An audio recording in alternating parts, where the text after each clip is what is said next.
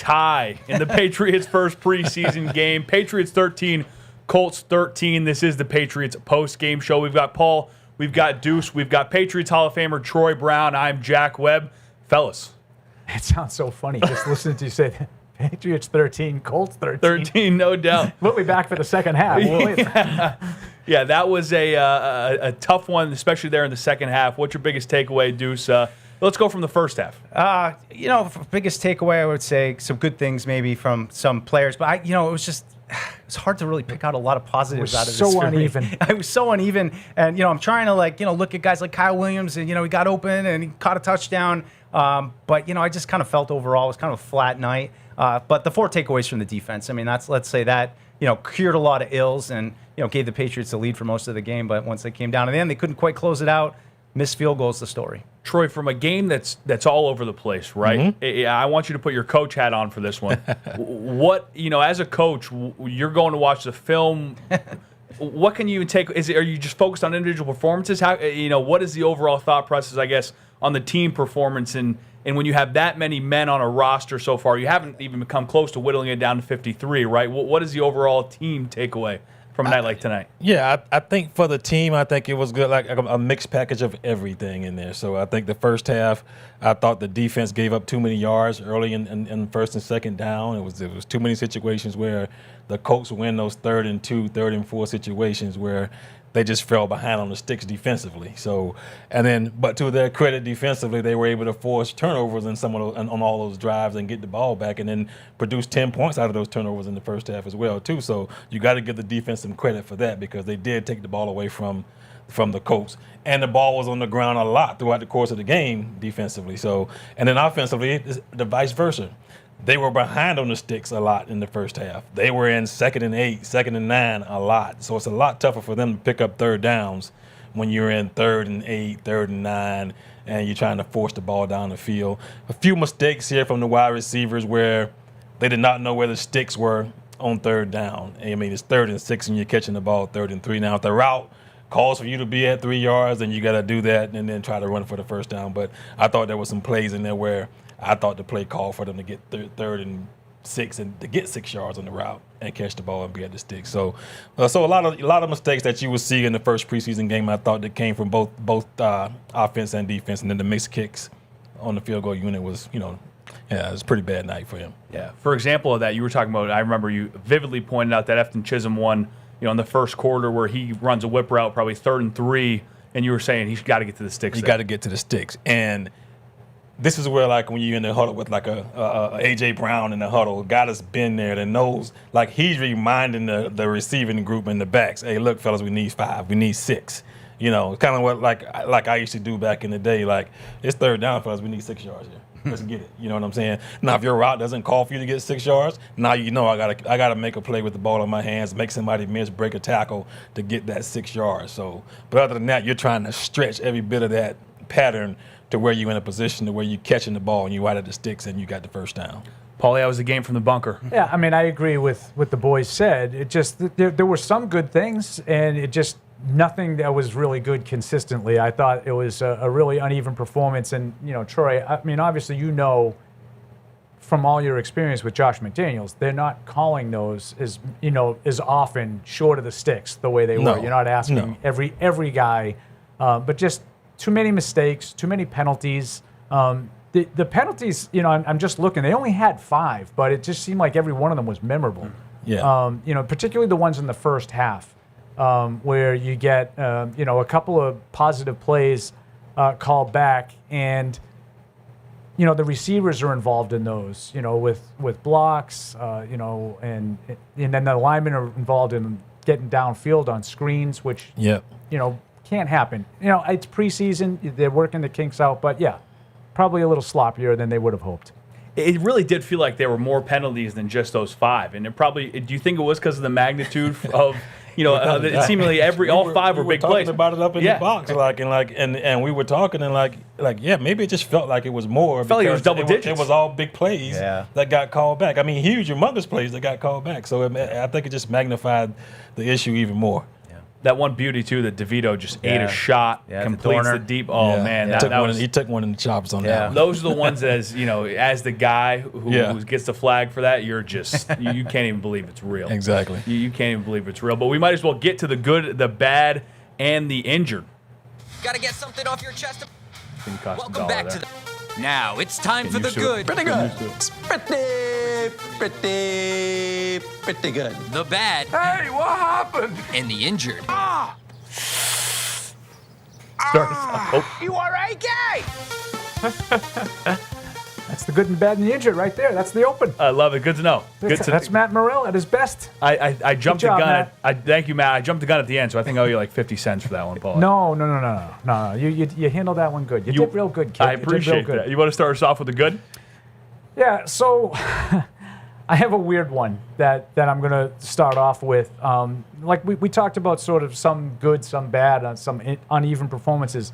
One of the defensive players that I thought was really good in this game was KJ Britt. And the reason I'm starting with him is, I think when he signed as a free agent, and again, I'm trying to look more big picture. When he signed as a free agent, I think a lot of us had him tabbed for that Jack Gibbons role. A guy who could be a veteran, and if he needed to play, he could step in. Otherwise, he could be a special team guy for you. And he's really been kind of quiet in training camp. We haven't seen a lot of KJ Britt. I saw a ton of him tonight. I thought he was sort of in charge of that second unit.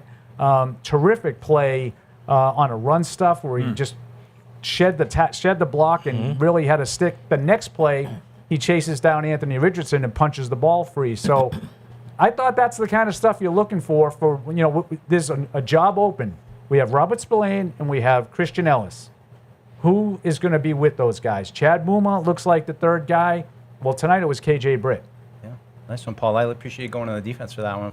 Well, I don't mean to step on your toes, Mike. I know you're a defense guy. Well, I thought, to your point, Troy, you talked in the pregame about how there are some guys who can do it right on the practice field, and there are some guys who can show up here under the lights, and it sounds like that's what Britt did tonight. And I think that sequence is what stood out to me. I mean, seeing him stuff a run there in the middle and following it up with that strip was magical. Yeah, no doubt. I thought that was a great series of plays, back-to-back plays where it was a 4-yard loss on that tackle for a loss, and then he comes back and he strips the ball away for another turnover after the Colts were driving the ball down the field. A couple of big runs by Richardson, and he goes out and knocks the ball off of him. So, I mean, just a great play by him. He's getting himself on tape and being noticed. Well, I was going to say, that's the sequence like that is what makes you stand out. That's probably in a team meeting tomorrow morning. They're showing that, no? Yeah, they're definitely showing those plays like that, especially when you're getting the ball off people. But like having those back-to-back plays, I'm sure Vrabel was like, you got to be consistent with, like, this guy's being consistent, show up every play, and making the big tackle for a loss, and then coming back and getting the ball off of the Colts.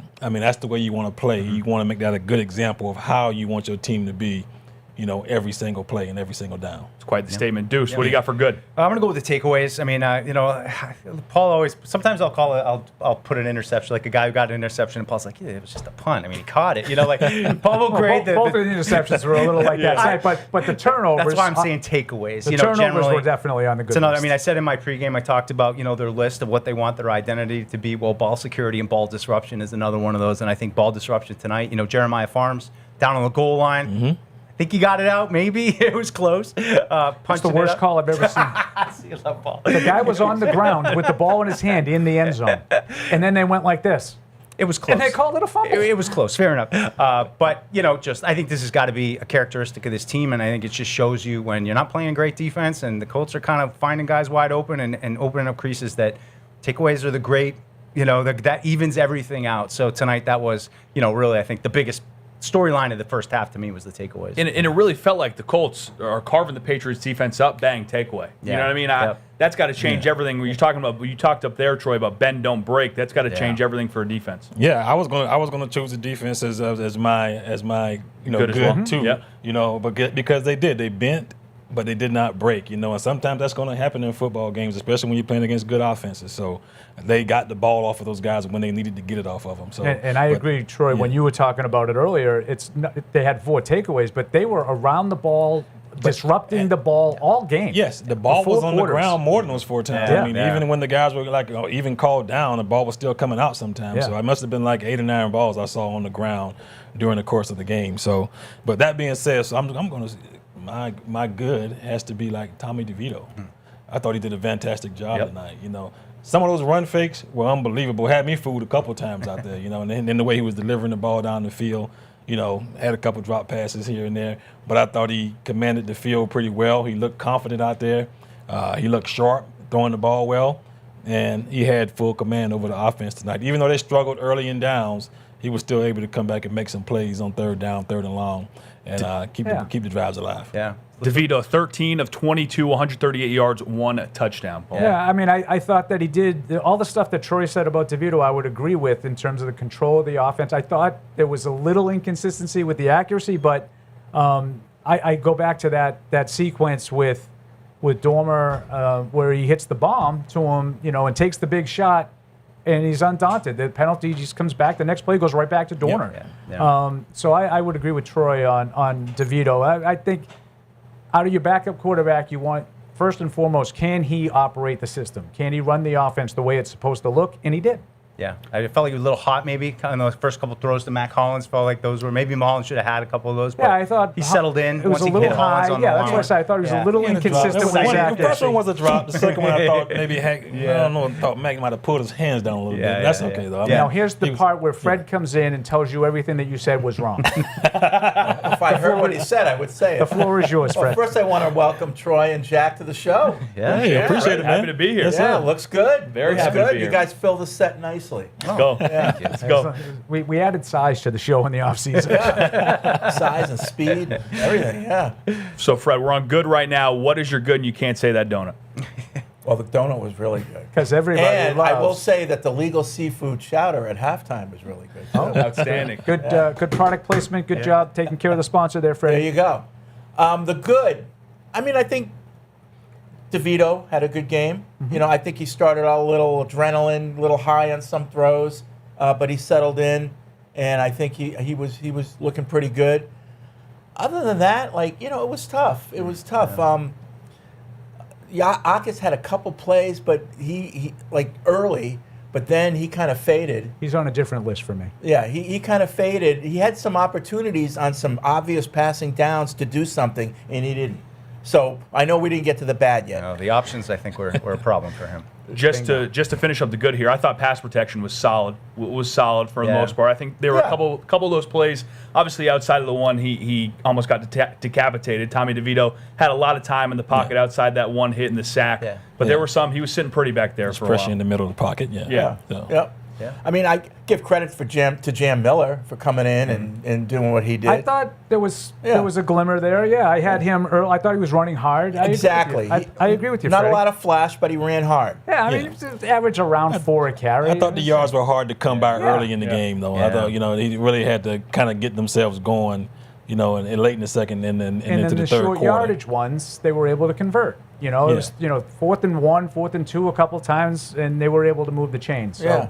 I thought they ran hard. I don't think they were all that productive, but, you know, 14 for 55, longer 15. I kind of liked a little what I saw. And I know it was late in the game, but Rodgers with 2 batted balls at the line of scrimmage were big, you know. Yeah. I like the juice from Hassan Haskins as well. He had some spunk.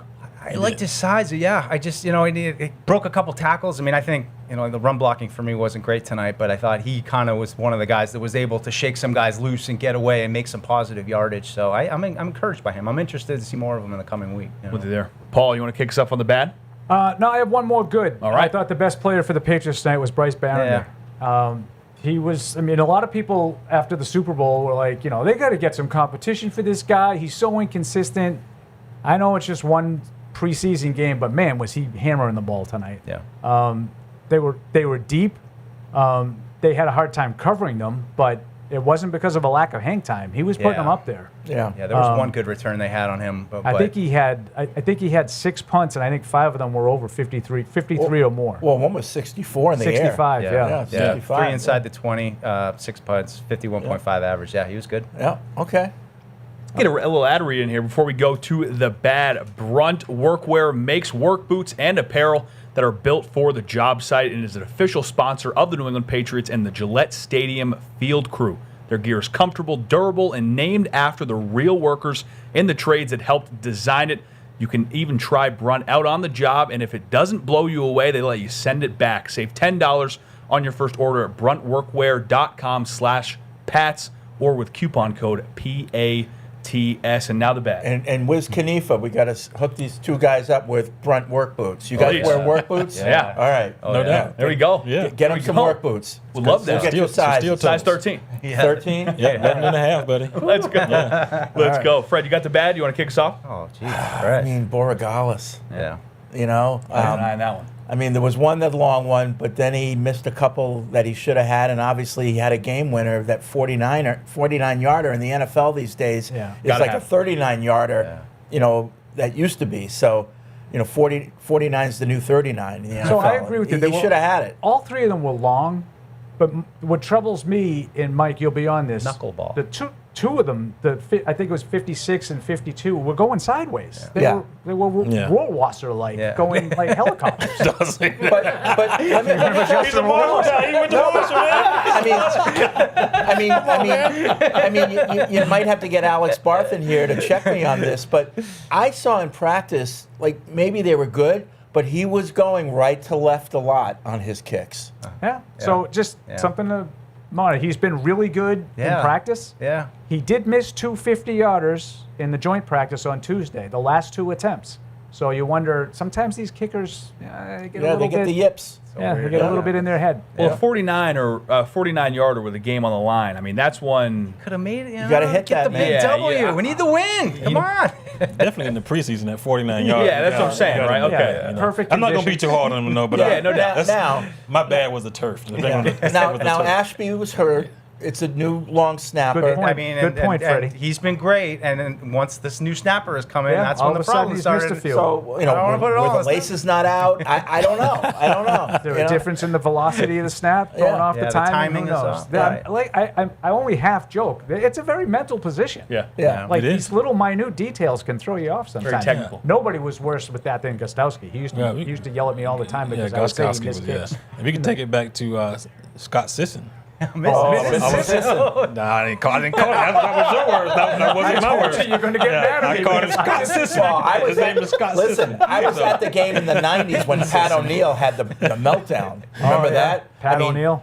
Pat O'Neill. We literally Yeah. watched Against the a Panthers. punter melt down in a game. I mean, we lost in overtime to Yeah. the Panthers. Yeah, he was. Wait. That was yeah, 95. That was brutal. the He halcyon couldn't. days. He was literally kicking the ball this far, this high above the lineman's head, like line drive punch going like 30 yards. I mean, in the NFL. I mean, it was. Are you guys looking around at each other, Troy, and you're just like, Yeah, what like, is going on? What is going on? Yeah. Because Oh, yeah. we like, we didn't dislike the guy, but then like it just kept getting worse and worse it and got worse. worse the and more worse. he But punted. he faced the music in the locker Yeah. room afterwards. Yeah. He talked. Is that something where you say something to him, or is there's like No, nobody you just talking you to him? kind of leave him alone. You don't want to touch The that. special teams coach handled that at that point. Yeah. When you see it going that bad, the yips, and it's getting worse. I don't want that juju you know? on me. Yeah, you just you leave it to the special teams coach and let them try to Yeah. work the kinks out. Yeah. So hopefully Andy gets it going. Yeah. Yeah, Get see, Ashby like, back. Mike, do you have anything that's Yeah, I thought you touched on it, Paulie. The RPO stuff. Like, I just think that it looked exactly like it looked in the practice, where there were some wide open dudes, and you mentioned Akis kind of getting stuck, like always picking the wrong way.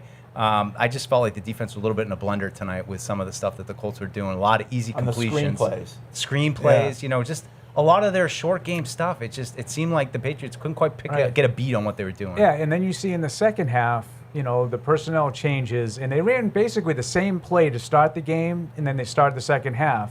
And Jesse Luketa, who has a little NFL experience, doesn't bite on the play action fake, and he really rushes Riley Leonard and forces him. He ended up completing it, and they made the play, but it made it much more difficult. In the first half, they ran that play, and Richardson comes across. He's all by himself, and he gagged to throw and threw it into the turf, but I think that you need to see. I was hoping to see a little bit more from Akis. I'm not killing him. It's one game. He had basically half a camp so far, but I didn't think he was great against the run, and I didn't notice him really at all providing any pressure on the pass. And he's not like he's playing against their first teamers. So Yeah. you know. Yeah. Yeah. So again, not It's no, early. no panic, It's early, no yeah. panic. And I was keeping I don't my want eye on Fred him a mad at lot. me. Like I was, just focusing on him a lot. A lot of And- players. That's all I was Yeah, watching. and was there, him. I For thought all he- the other I reasons. thought he set a good edge on a couple plays, but I'm with you otherwise. I mean, otherwise, There was not one. much, There was you one know. running play that we highlighted on the broadcast that he was able to turn the runner back inside. Yeah. He did his job. Yep. Yeah. Yep. It was a traditional off tackle play as opposed to the shotgun runs, Yeah, the yeah. RPOs. He had a couple pursuit plays that, he hit Richardson near the sideline where, he got out there. And then he had another one where he made the tackle from behind on a pursuit play, but after a 7-yard run, Yeah. So, Yeah, just. but he went across the field to make the play, which I like to see, when guys hustle like that. Yeah, it's another thing like last year we talked about. We saw in the preseason joint practices they had a lot of problems with tight ends and screens. I mean, it's just they get eaten up by that stuff. And Yep. something to watch as they get into the season. These teams that do some of the stuff that the Colts do they figure it out? I was just about to ask, tight ends, were they still a problem tonight in your opinion? Yeah. Yeah. Mallory. Yeah. Mallory. Who was the guy in the first? Hold on. Hold, please. Is it Sharp?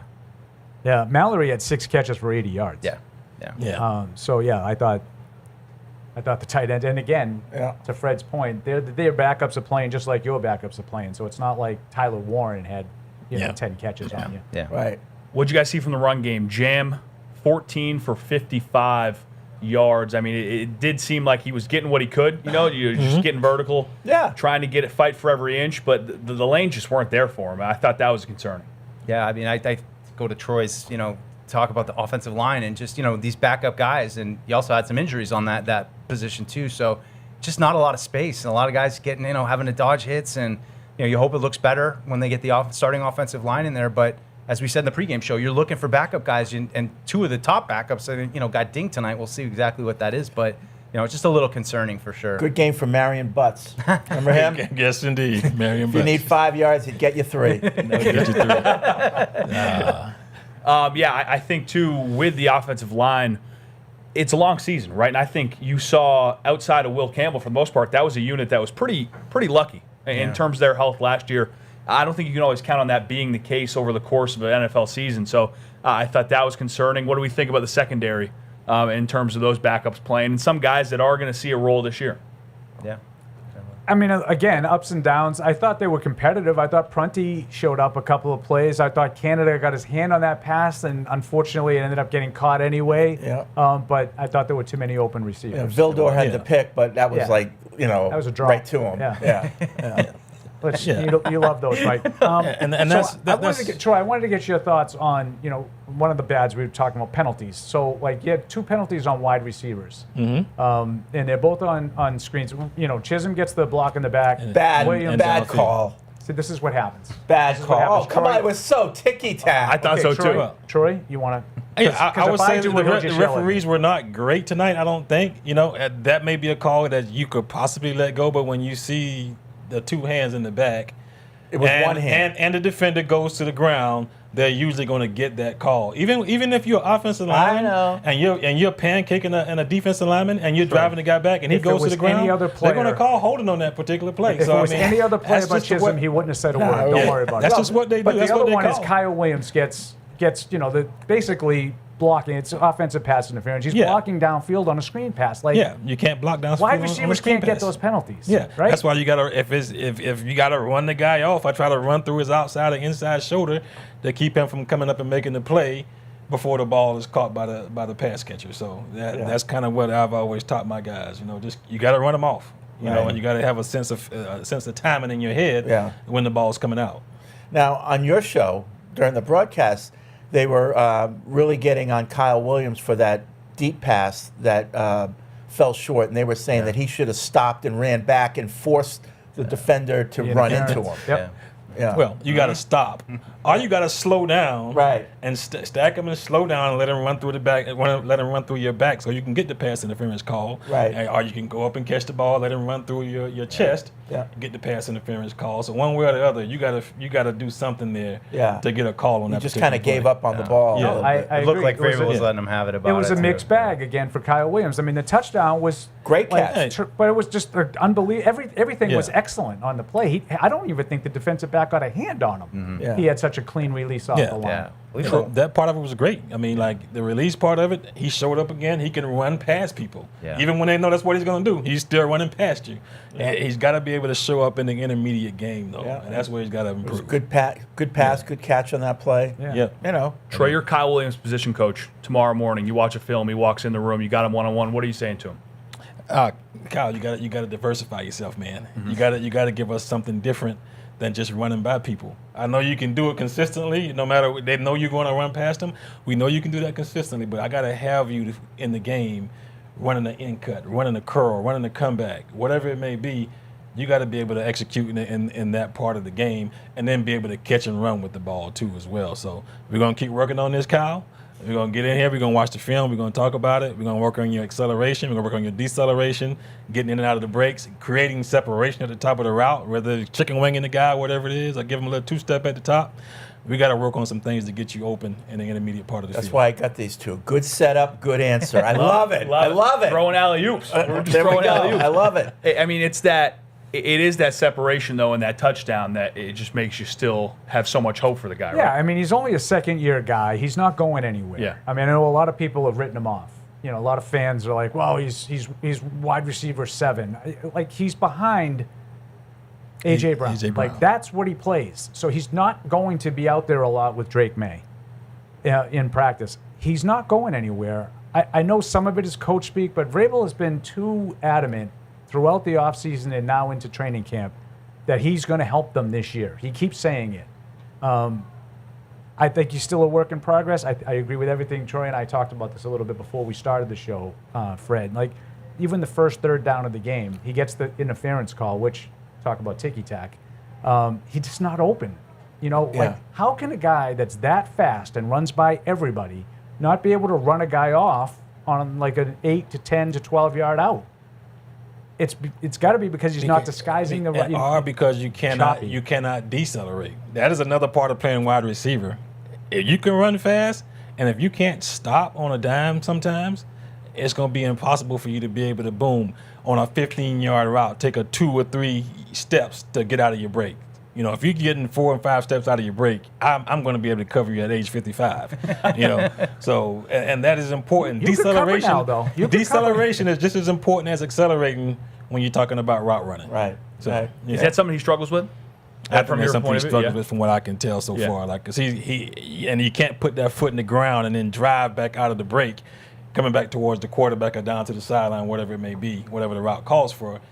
That's the separation is not happening at that point. So, And if you yeah, can do that and your quarterback's on time, it's almost impossible to defend. it's almost impossible to defend. You know? Yeah. Yeah. Deuce, Matt Collins seemed like doing Matt Collins things. I mean, a strong catch for a first down, sure hands.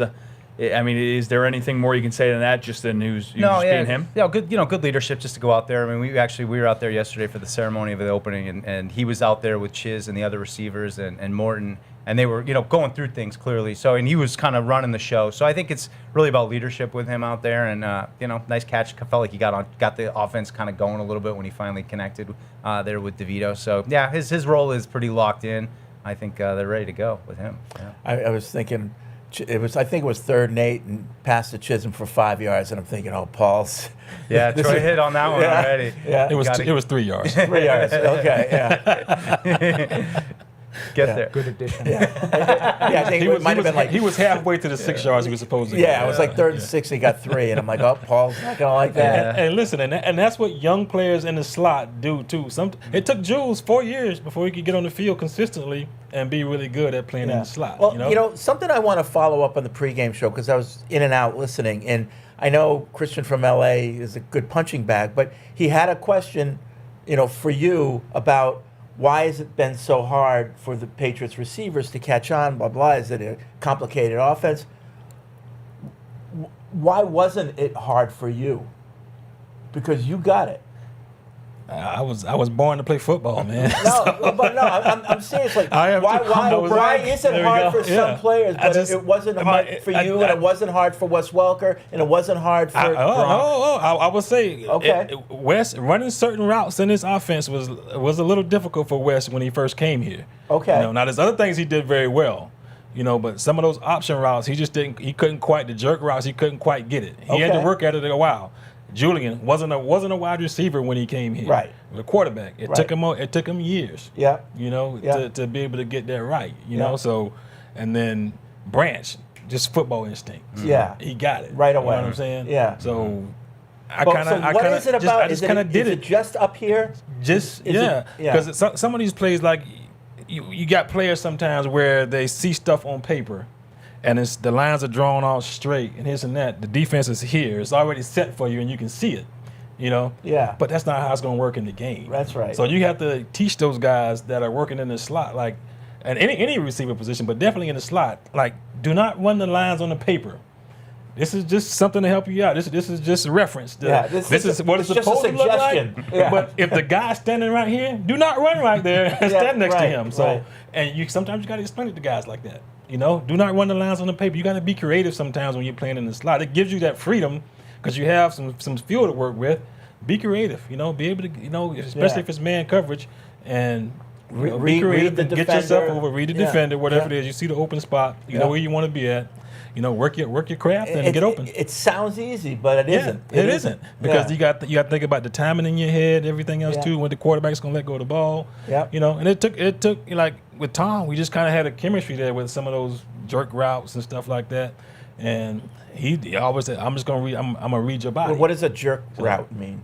Jerk means like you go up there, you gotta boom, get a man to coverage, you gotta give him a little something, boom, you can beat him back to the sideline or run across the field. You got 53 and, So you make him look and a like a half jerk. yards to get open Yeah. if it's man coverage. If it's zone, now you gotta find your way in there, feel it, and boom, find an open spot and sit down and get the ball. Okay. So that's the jerk route and how it's supposed to work. That's a short answer. So Yeah, you know, because You a got- lot, you know, jerk is a terminology that jerk, people juke. use, and like Yeah. not everyone knows what that means. No doubt. Yeah. I agree with you 100%. So it sounds like you just got the option. It's all out of You got feel. the option, and and what Jules came and when he came in, they actually put the juke into a deeper route. It's called a read it, you know. So it's a little deeper route down the field, which became like Jules' favorite route, you know, and he mastered it. So because Tom took the time, like he's always going to read your body language. Like I know where you're breaking based on the way you put your foot in the ground or where your shoulders are going or whatever it is, and he was really good at, you know, telling you that, like, you do it, I let the ball go. It's one of those things where it's not a timing throw. The guy's got to get open and then you throw the ball. So Well, I was gonna say, how long does the quarterback give you as he's working through his progression? well, we all got that clock in our head. Yeah. You know, like, boom, the route's supposed to be 15. Well, I might have to break it at 10 because I got held up at the line of scrimmage Yep. or I did something different Gotcha. here or there. So you got that clock in your head, boom, get open. Man coverage, usually, wherever you get open at, you're usually going to be open for the most part. So, yeah. Deuce, anything else in the wide receiver room before we move on? You know, I just wanted to point out I thought the end of half defense was rough. I just thought that situation, you know, I mean, it was 13-yard, 18-yard, 19-yard, no third downs, 7 plays, 69 yards right down the field. And it was just, you know, situational kind of thing, end of half. They won a lot of games last year by being good at the end of half. So that was just my last kind of bad that whole situation, how they played that didn't work. Yeah, and the whole thing too, and then they get the ball back with a minute and a half left, and they, you know, can't really move. They ended up having a punt, and then they kind of let Indianapolis go down again. You know, and it just a little bit outside of field goal range. I mean, you shouldn't even have given them a chance to hit a field goal. I mean, you gave up a touchdown and you gave them another shot at a field goal. So I just They almost gave up 2 scores in the last 132. Yeah, bad situational. Would they get it with 13 seconds left or something like that? Well, they ended up with 13 seconds left at midfield, and Yeah. then they had an incomplete pass. So Yeah. Yeah. that was Fred, that. what'd you make of the timeout to take one last shot there with a Yeah, second left? Mike didn't look happy at the end of the game. Mike Vrabel. No. No. Not me, Mike Vrabel. Vrabel, like, you know, they complete a little pass. There's like 1 second left. They're still, you know, 55, 60 yards away Easy. from winning, and they call timeout. He Ah. had that look on his face, like, come on. Well, you know, Having fun. Well, I doubt. laugh with Never Troy. give up. Never And- give and- up. And Troy agreed. Obviously, played with Mike forever. Yeah. I go, he's mad, but it's something he would have done. I think, you know, the cameras did a pretty good job on the broadcast of going to him after critical plays, and, you know, some of the Borregales kicks are just shaking his head, and, you know, he wears it on his sleeve out there. He's not. There was Yeah. one in particular. He was writing something down, I think it was one of the missed field goals, and he was writing something down, and someone's running onto the field and bumped into his elbow, and he looked pissed. It's like, That sounds about right. Screwed up my note. Yeah. Before we fully move on from Borregales, Aspen from Reading wants to know, can we chalk it up to nerves? I'm not quite sure we can chalk these Borregales struggles up to preseason nerves. I think it might be in deeper year than that. 2. He's not a Yeah. rookie, Yeah. right? Not a He rookie. played in the Super Bowl. Yeah, It's the yeah, turf. exactly. It's the turf. Yeah, it's the turf or the long snap. Listen, these guys have bad games. Let's hope he's getting used to his new long snapper and. Yeah. My big thing was I didn't like the way those first two long, the two long ones that he missed. Everybody misses long ones sometimes. Yeah. Like that's not what I didn't like the way they looked. Yeah, they they were came going from sideways. They were line Like drive. I they said, were hooked. I saw signs of this in practice. No. Going right to left, just kind of. It's too much of a hook. Yeah, Yeah. and that was an issue. It's funny how worse though is he's been like one of the we've all been wow how great he's been, and then you get to a game and Yeah. it doesn't quite look. And So I think the, on- and the issue is like you're kicking right now in the summer here in New England. Yeah. Come October, November, there's no telling what you're going to get. Right. So Yep. I mean, it's going to be an issue. You guys had a chance to actually see. Like I can't when guys are getting hurt. So we moving to the injured here. Ben Brown, Yeah. Andrew Rupsich. Yep. What did you guys see? I saw kind of the Yeah. replay of Rupsich that didn't look great. It looked like he kind of got bent. I don't know. I caught him still on the bench, so Yeah, he was I saw him hanging talking to around. Jim Whalen. So maybe that's a good. I don't know. Yeah, Ben he- Brown was MIA though. Ben Brown needed help getting off, big see, time. That's Yeah, that's he context. He That's had two people helping him Yeah. off the field, so I don't think we're going to see Ben Brown out there for a while. Rupsick, Vrabel was out there to lay hands on him very quickly. I did see that, And when Fred. Vrabel lays hands on you, it helps your recovery. And he walked off fine. So he didn't lay hands on Ben Brown. What's He up wasn't with out there that? quick No, enough. yeah, all right. Yeah, no. too much time had passed for Yeah, him to do right. this miracle. Yeah. I think the Ben Brown injury is potentially a major blow. I mean, he's Yeah. the fifth offensive lineman, really. I mean, of anybody who has experience before you get to Lomu and Rupsich too. So Yeah. it's not good. Well, And speaking Rizzi of came Lomu, to play the center position. Yeah, Matt So- from Cali does want to know, how was Lomo? not great. Yeah. I didn't think so. Another guy that I thought was Yeah. up and Yeah. down. I agree, Yeah. Fred. Some got spun around a couple times. There were a couple of sets that I watched. I was watching him kind of like I was watching Akis. Yep. On some plays. And some plays he just locked his guy up, clean as a whistle. And there were others that I thought he got away with a hold on a play. Well, he that- was ineligible downfield once. yeah, Yep. and Which he had a, he I had a hate penalty. that rule. I just don't understand it. Like, who cares? He's not going to catch the ball. let him go downfield. You got some 320-yard, 20-pound lineman downfield. Who cares? That's not a threat. Welcome to the Postgame. It's I mean, just playground Don't tell me I'm crazy, It's part of the Troy. game, You don't Fred. have to. You Like- can say whatever you want on this show. Well, and then About me. every team's going to start sending the right guard, Yeah. 15 yards down the field so he can get in the way of a linebacker trying to make Okay. it on the end. Or, So or so what? you can make them all think it's a running play, Make up- which is, make- I don't just like, whatever it like is. what is this deal? Why 4 downs? Why you do for Why do we that? get What do you need 4 to downs get a first for? down? Yeah. What do we need the 4 downs for? Holding. That's a nice thing. Yeah. Hey, while we are messing around, hey, we got a message for you, Paul. Steve from Marblehead. Shut up. Paul did a great job in the studio. However, when the crew asked Paul for his opinion on the backup offensive line players, I was anticipating, Jason, you can watch the third string OL on your own time. Instead, we got, I've been watching Hudson intently through the practices, and they're moving him all over. Just disappointed, Paul. Disappointed. So that would have been my PU answer. Is you can watch the backup offensive lineman on your own time. But TV I bucks, will though. say, what you guys have been talking about all night about the injury situation is relevant. If they have the starting 5 play 17 games, then they'll be fine. I think this offensive line is improved. I think you have 2 second-year guys that should be better in year 2, in Wilson and Campbell. No issues. What are the chances that's going to happen? Slim. Especially Slim when to you're none. talking about a rookie in Campbell who missed time last year, a rookie in Wilson who missed time last year, a guy in Vera Tucker who's missed half of his career. No disrespect. Terrific Yeah. player when he plays. He's missed half the games in his career, and Morgan Moses is 35 years old. Yep. So the chances of you going through wire to wire with those 5 are probably not very That's good. why the Ben Brown injury looms large. Ben Brown is a guy who factored in. I think James Hudson's now a guy who factors in, which is why, Mr. Marblehead, up my way, respect. that's why I've been watching James Hudson a little bit. He's a guy who really has been a tackle in his career. And all of a sudden, about a week, maybe 10 days ago, we started seeing him line up a lot at guard. So they're clearly seeing if he can back up 4 different positions.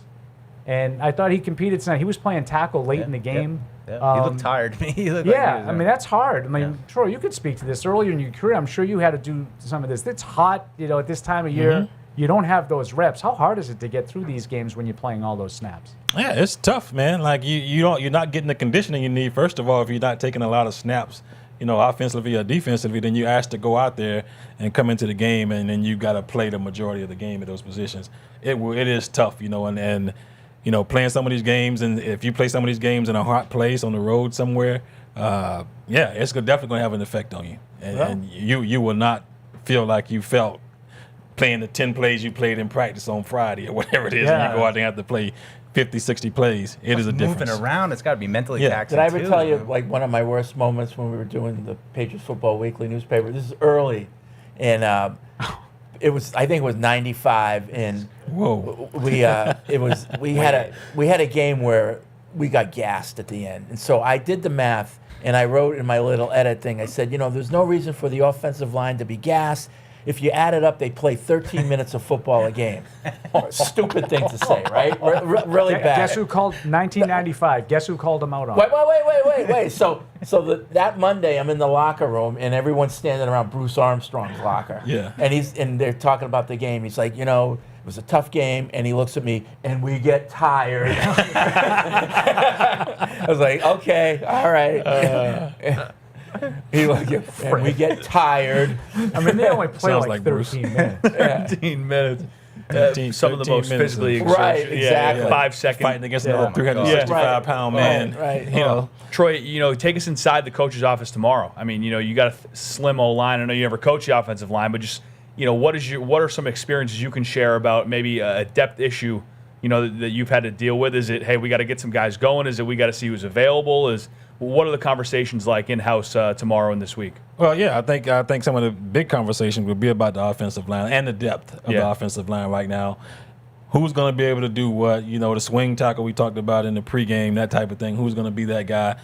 Now, Jacob Rizet, he came in to be the backup center, the center tonight. So is that going to be his next position? I know he's another guard or whatever it is. That is going to be one of the biggest subjects of in my opinion, of what the coaching staff would talk about. That is the most important part of keeping Drake May, keeping Tommy DeVito and those guys, safe in the pocket back there. So watch the transactions. Being able to run the ball. Yeah. Who's gonna be able to move somebody off the line of scrimmage, and so we can run the ball a little bit more effective. So that is one of the biggest issues you have across the league, is having enough linemen to be able to run the ball, to be able to protect your quarterback efficiently enough to keep him safe. So that is across the league. It's interesting too. We talk a lot about Kayshon Boutte, and they're going to move him, and then I don't want to move him because he can play, and he's obviously has a relationship with Drake May. And then what happens if someone gets hurt, right? You'd love to have a guy who made the plays that he made last year be able to plug him in. Now you look what Fred just said. Watch the transaction wire. If these two injuries to Brown and Rupcich are reasonably serious, you're probably going to have to add someone. You just traded Caden Wallace, right? I'm not telling you Caden Wallace is Anthony Munoz in disguise and he could have solved all these problems, but that's a layer of depth that you traded because you felt okay there.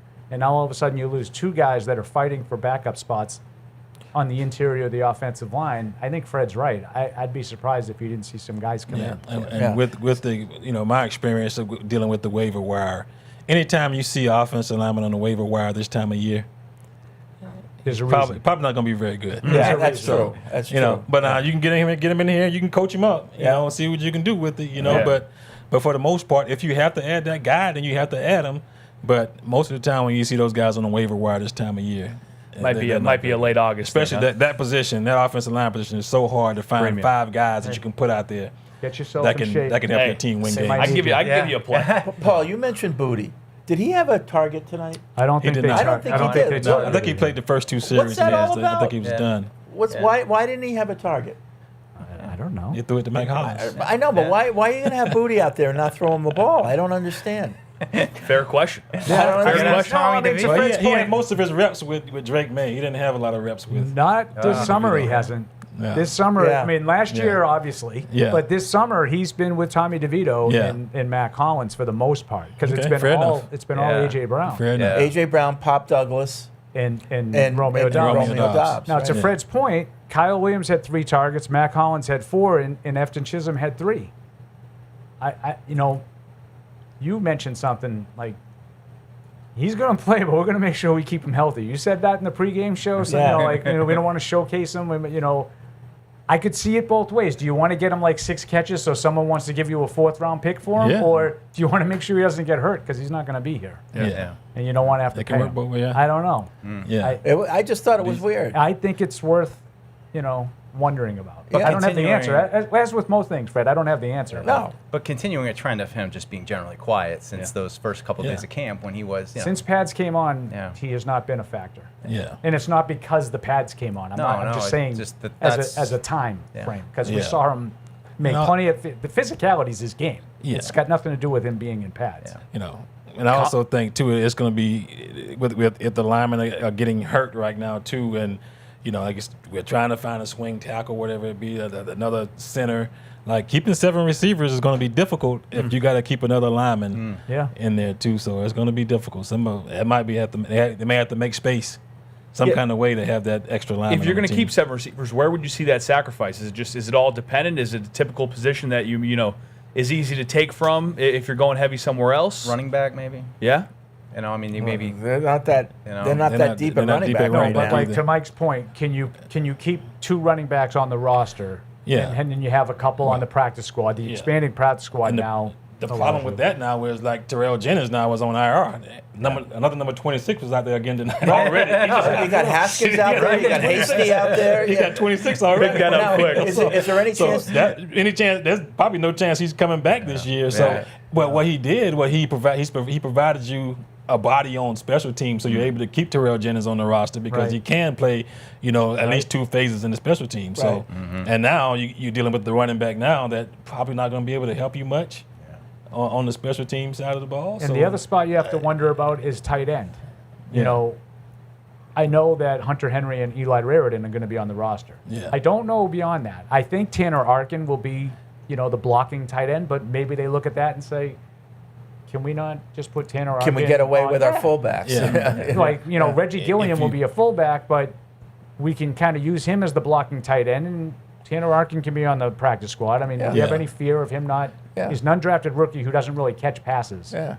We You make can get him Gilliam through the waivers and H-back. get him on the practice and, squad. and not having a second tight end that you have complete faith in, and now you can't get into those 12 personnel things and line up in 2 tight, line up in a balanced formation with 2 tight ends and the 2 receivers, on each side of the ball. Yep. You can't do that now if you don't have that guy that you can trust to go in there and be able to block. I'll be able to go out there and run a good route and make a good catch and make some yards with the ball. Is there any chance that they go into the season with only 2 quarterbacks to open up a roster spot? Sure.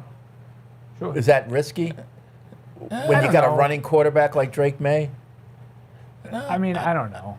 I think Drake is probably smarter and wiser now about getting down. Yeah. So you can go into it with 2 quarterbacks. I mean, the Patriots have did it many years. Many times. Yeah. And Yeah. again, that expanded practice squad gives you a lot of options. And the way that you can now use those game day roster spots. Yeah. They did it the whole. Once Yeah. Antonio Gibson got hurt last year, they basically used a practice squatter as the 3rd running back the rest of the season. It was Dearness Johnson for a while and Terrell Jennings for a while. You can find roster spots if you need them. I agree with you guys. If you don't want to just trade Booty for the sake of trading him, then keep all 7. Keep all 7. They're among your better offensive players. Yeah, that's the bottom line. Yeah. for Like me. I'd rather have Yeah. those 7 guys than We got to have a third third- tight end. I mean, yeah. But off the practice, squad again. yeah, Tanner yeah. Arkin's on the practice squad the first 3 weeks, and we activate him every week. But, if it's fair to wonder, well, Booty reportedly asked to be traded in April, and it hasn't happened. You wonder if the conversation with him and Elliot Wolf is, listen, we've talked to teams, but we're not going to give you up for a 6th or 7th round pick.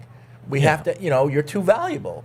So you kind of build him up and say, we're not just going to give you away, Keyshawn. Where do you guys see Booty at right now?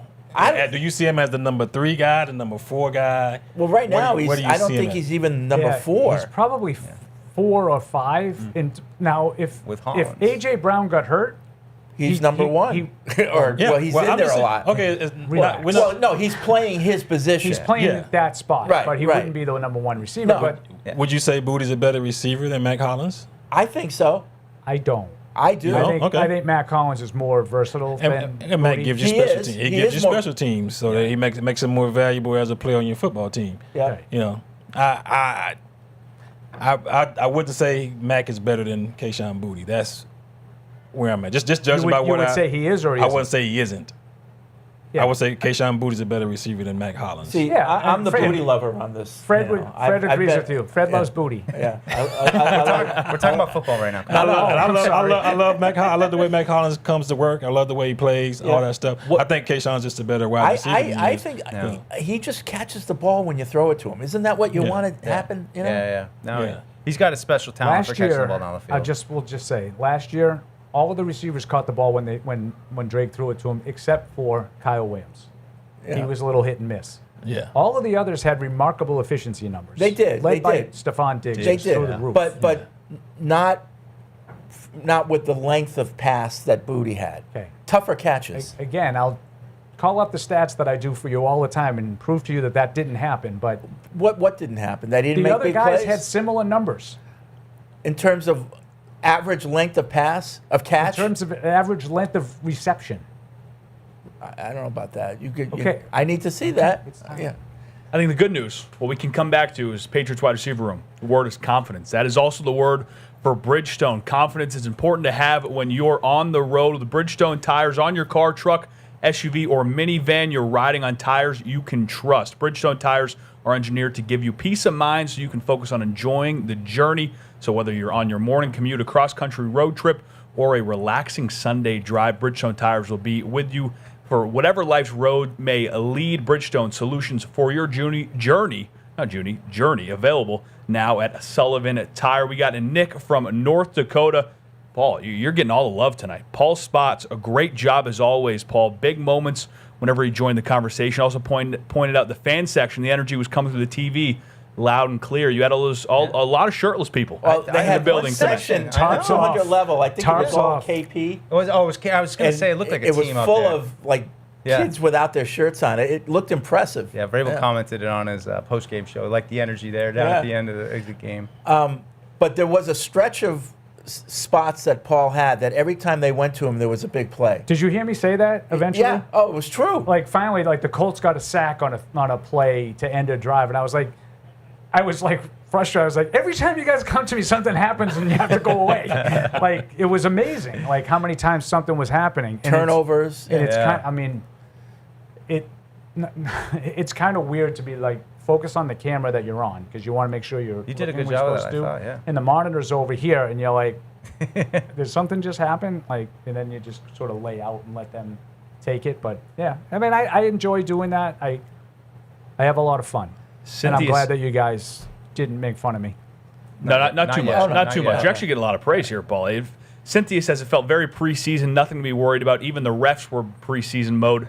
Knocking the rust off looked better than I expected. The best part is football is back. Cynthia's right there. I also think this game did feel very preseason. Well, by the way, it really did. Speaking of the refs, the Colts I have to admit, the Colts did get screwed on that goal line play. He was in. Oh, yeah. I've never seen anything like it. That was a Pop Warner play. with no replay. The guy literally was on the ground in the end zone with the ball in his hand, and I think Farms? I think was it Farms I that think went it was- over and just went like this I think it was and knocked the Farms, ball yeah. out of it, and they called it a fumble. Great play. Yeah. Great play. I've never seen anything like it. And then I they think were like, nothing to see here.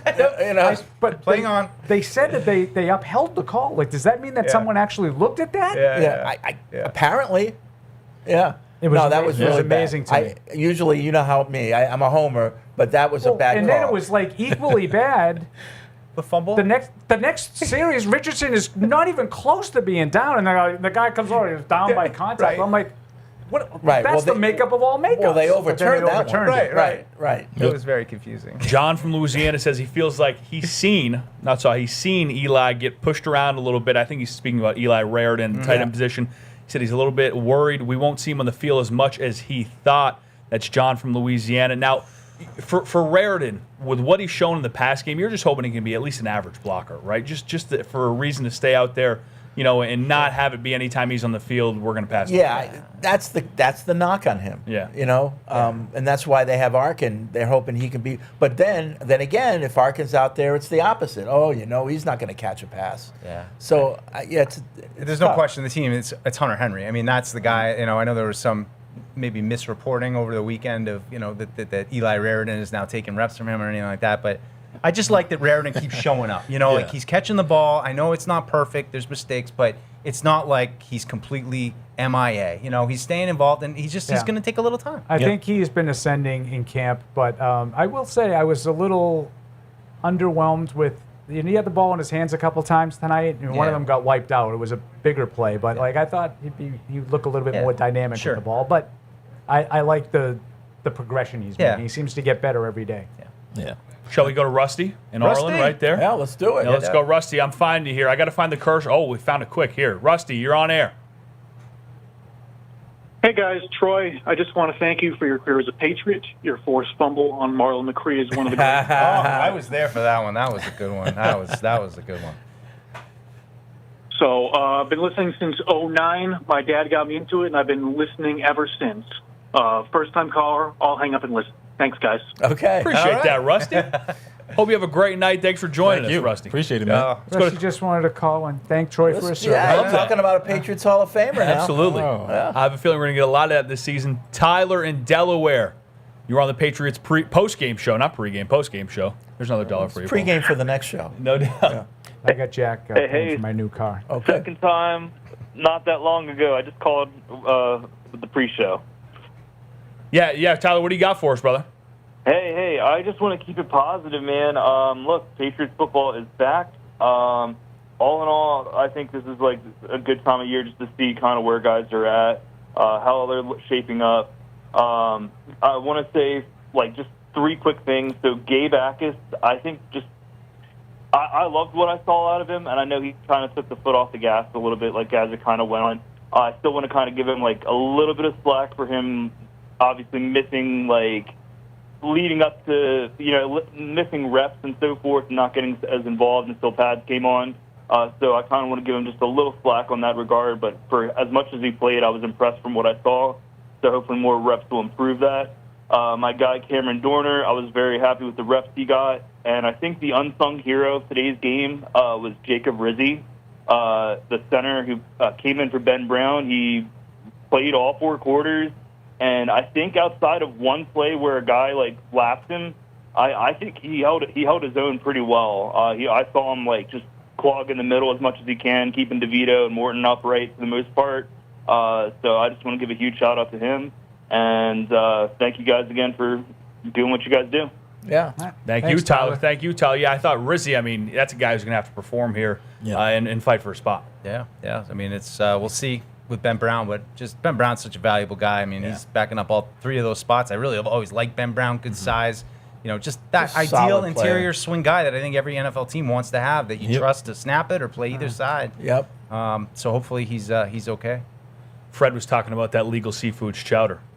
Yep. You can get that anywhere. Legal Seafoods is giving fans a true taste of Boston this season as the official seafood restaurant of the New England Patriots. Pre or post game, get the seafood you love at your local restaurant today. www.legalseafoods.com. We're going to take a break. We're going to take a little break here for the first time in the post-game show. When we come back, we will have more for you here on Pat's Postgame. Welcome to the most powerful kind of cancer care. One team unites 2 of the nation's best hospitals. One team saves more lives every year. Our team. We're one against cancer. Mass General Brigham. There's enough needless nonsense in the world already. Your phone plan shouldn't add to it. Verizon's new Simplicity plan cuts down on the nonsense in your life. Now there's just one plan, one price. $30 a line per month, even for a single line. And everyone gets our best 5G network. It's a phone plan designed to do exactly what a phone plan is supposed to do. Isn't that a lot simpler? Switch today at Verizon.com or at your nearest store. For new customers, $30 per line includes auto pay and switch discount. Additional taxes, fees, and terms apply. Unlimited data is restricted to on-device smartphone usage. Domestic data roaming at 2G speeds. There's enough needless nonsense in the world already. Your phone plan shouldn't add to it. Verizon's new Simplicity plan cuts down on the nonsense in your life.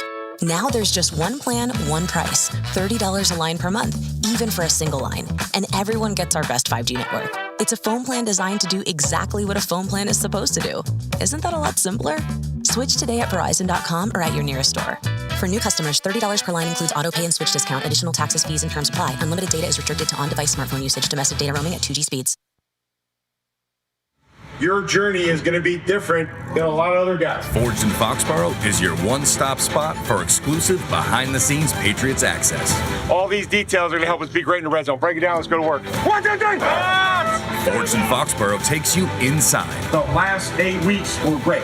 Strategy sessions. Everybody feel like that was a positive. And show you how games are won. Intercept it. Yes, yes! Forged in Foxborough, presented by New Balance, is available on the Patriots YouTube channel.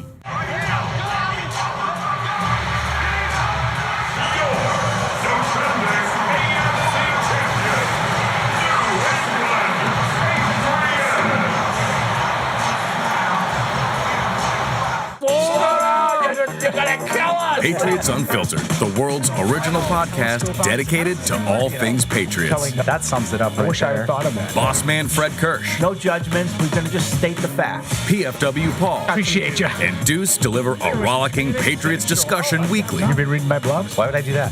With appearances from many more. Patriots Unfiltered airs Tuesday through Thursday from noon to 2 p.m. Weekdays on Patriots.com. It was Panic Central. By the time this Patriots fan is finished drinking his Pepsi, you'll be 15 seconds closer to game time. Patriots watching. Better with Pepsi. The future with AI will twist and turn. Cisco is the critical infrastructure for the AI era, clearing your path to wide open possibility. Cisco. Booty and Diggs can play together. We do know that. They know ball. This is about as intense as a training camp as you can possibly script. Evan Lazar and Alex Barth lend their football IQs to catch 22 each week. In retrospect, they should definitely have not lost that game in the opener to the Raiders. Come learn and laugh. He is huge, though. He is huge, but he's not very good. Catch 22 airs Wednesdays each week at 10 a.m. on Patriots.com. It ain't my dad's razor, Dad. Hey, watch it. It's from Gillette Labs. This green bar releases trapped hairs from my face. Game changer. While the Flex, this contours to it. So the 5 blades can get virtually every hair in one stroke. For the ultimate Gillette shaving experience. The best a man can get is Gillette Labs. Next on All Access. Patriots All Access is the Emmy-winning magazine show celebrating nearly 3 decades of excellence. That's it, baby. Exclusive interviews. These guys give me every reason to come in here and enjoy this. Features. We're so excited for the team, so excited for the city. Expert analysis. Feel like we're in control of the situation. And unrivaled behind-the-scenes access. He's got the first down! Patriots All Access airs Friday nights at 7 p.m. on WBZ TV and in 6 additional markets across New England. Your journey is going to be different than a lot of other guys. Forged in Foxborough is your one-stop spot for exclusive behind-the-scenes Patriots access. All these details are going to help us be great in the red zone. Break it down. Let's go to work. 1, 2, 3. Forged in Foxborough takes you inside. The last 8 weeks were great. Strategy sessions. Everybody feel like that was a positive. And show you how games are won. Intercept it. Yes, yes! Forged in Foxborough, presented by New Balance, is available on the Patriots YouTube channel.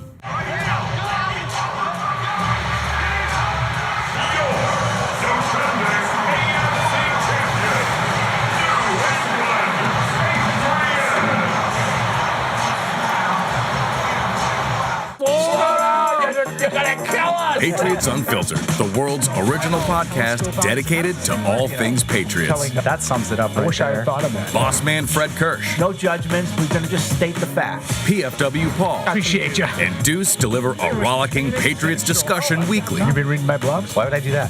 with appearances from many more. Patriots Unfiltered airs Tuesday through Thursday from noon to 2 p.m. weekdays on Patriots.com. It was Panic Central. By the time this Patriots fan is finished drinking his Pepsi, you'll be 15 seconds closer to game time. Patriots watching. Better with Pepsi. The future with AI will twist and turn. Cisco is the critical infrastructure for the AI era, clearing your path to wide open possibility. Cisco. Booty and Diggs can play together. We do know that. They know ball. This is about as intense as a training camp as you could possibly script. Evan Lazar and Alex Barth lend their football IQs to catch 22 each week. In retrospect, they should definitely have not lost that game in the opener to the Raiders. Come learn and laugh. He is huge, though. He is huge, but he's not very good. Catch 22 airs Wednesdays each week at 10 a.m. on Patriots.com.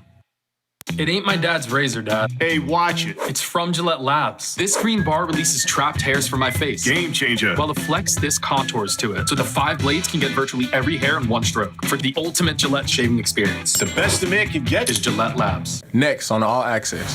Patriots All Access is the Emmy-winning magazine show celebrating nearly 3 decades of excellence.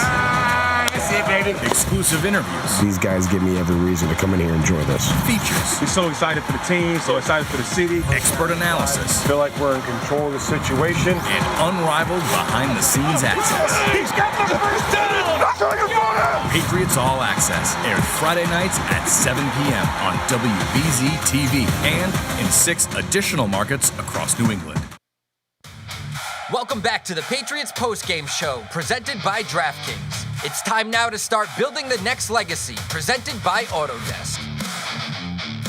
That's right, guys. I'm about to introduce you to the most exciting part of the postgame show. It is the Building the Next Legacy segment, presented by Autodesk. Building the Next Legacy is presented by Autodesk, the official design and make platform for the New England Patriots. Autodesk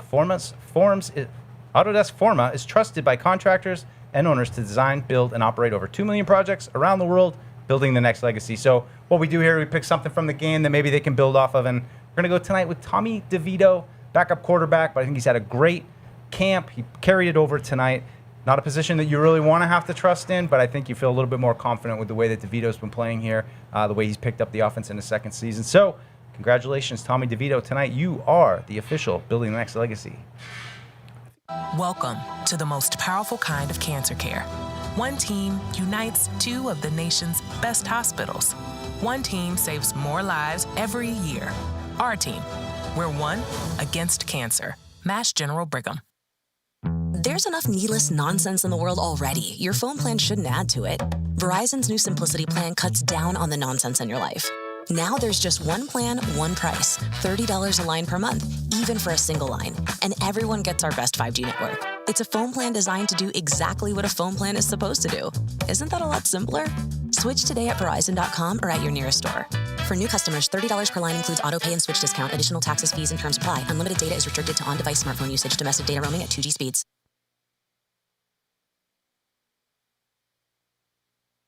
Gotta get something off your chest. Welcome back to the Patriots Postgame Show, presented by DraftKings. It's time now to start building the next legacy, presented by Autodesk. Talked about defensive production from this game against the Colts.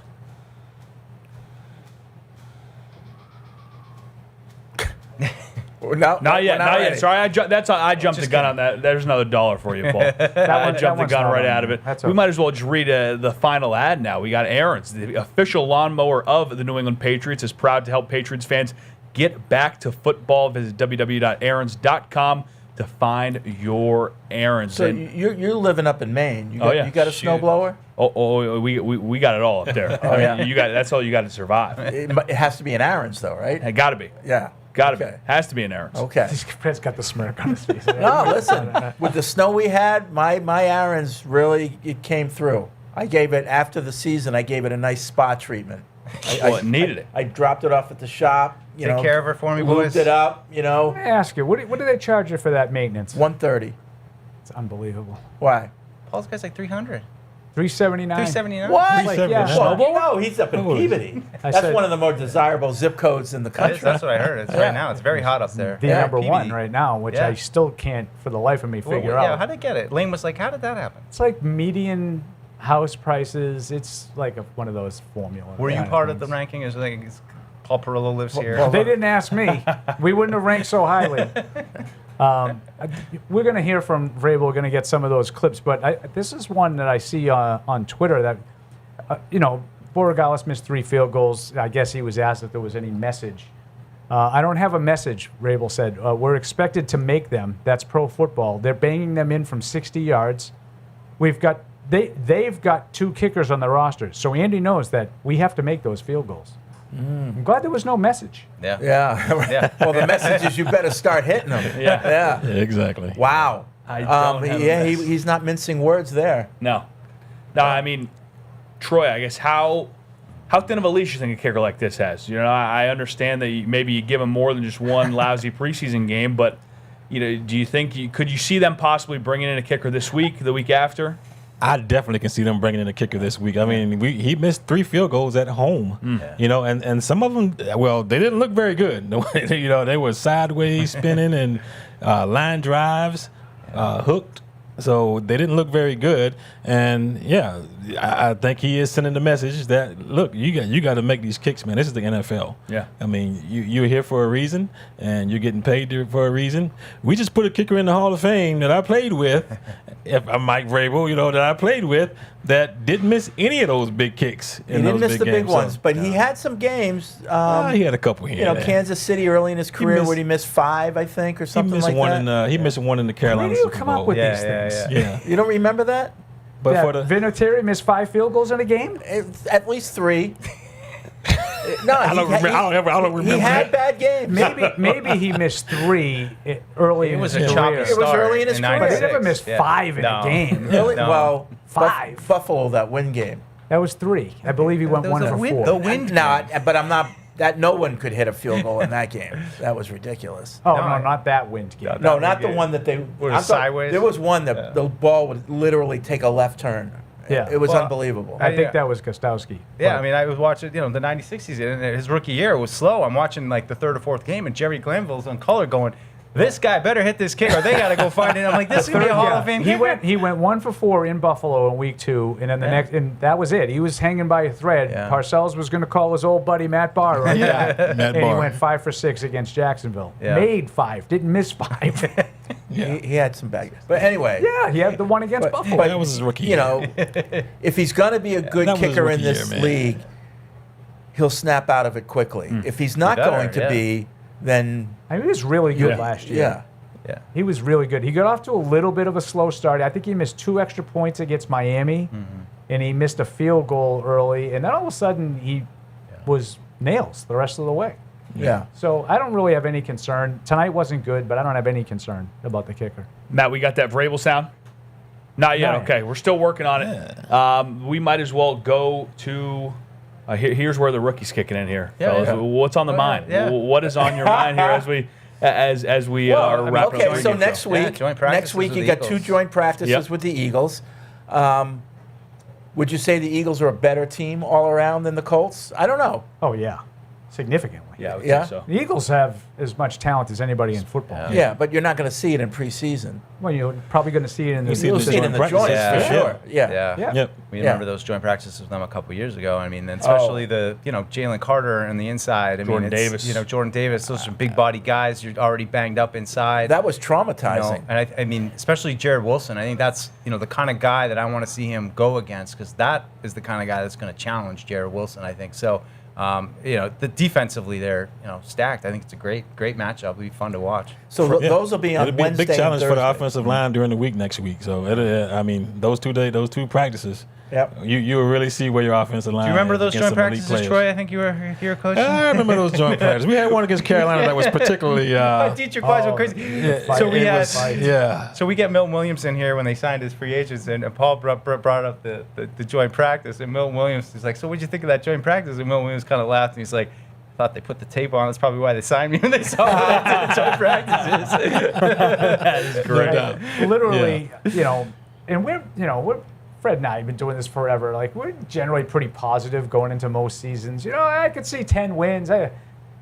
That joint practice shook us. You said it was traumatizing. I don't see that. They're not having a winning season. It was like college versus pros. Wow. In the fact that we could not even run a play the way it was written up. It was that much pressure in the backfield so quickly, and it's not like they were blitzing.